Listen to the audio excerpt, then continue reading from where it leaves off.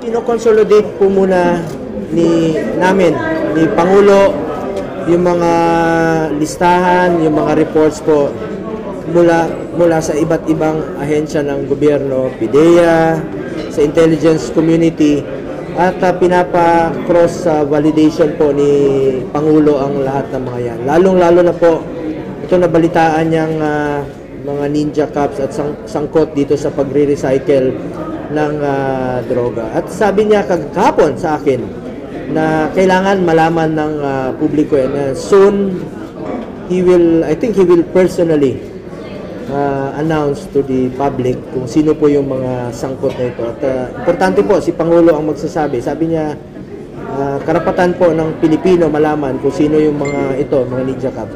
Nabanggit rin po niya, nandiyan po rin po yung reward na kanyang sinabi noon, 1 million po sa mga ninja cops, patay. Pag buhay, kalahating milyon lang po. Pag lumaban, 2 million. Wala pong reward system na sinasabi nila ngayon. Masyado pong baseless accusation po ito. Wala po akong role, hindi ko po mandato ang operations ng war on drugs. Wala akong mahabang masabi dito. Sir, kilala mong pagkatao ko. Kilala mong pagkatao ko. Mag-best friend tayo mula't simula.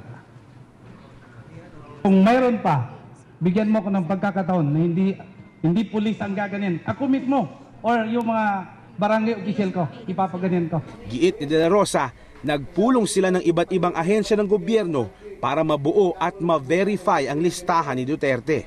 Awan ko bakit tayo'y masyadong concerned doon sa kung magkakamali tayo.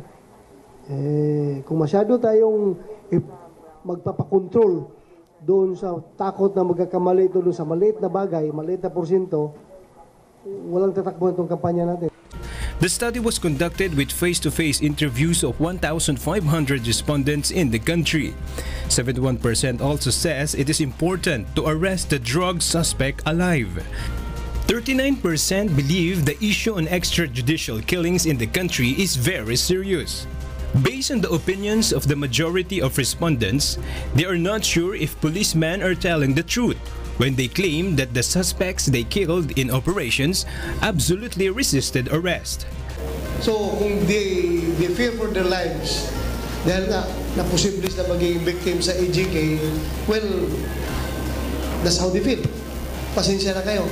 Basta kami, on our part, sa Philippine National Police, sisiguruhin namin na hindi dapat mangyari ang hindi dapat mangyari. 3 million ako sa mga drug lords. Ang susundin lang nila, I'm sure that the entire Philippines is listening, ang problema lang nila is gaano kadali. But I'm not saying that you kill them, but the order is dead or alive.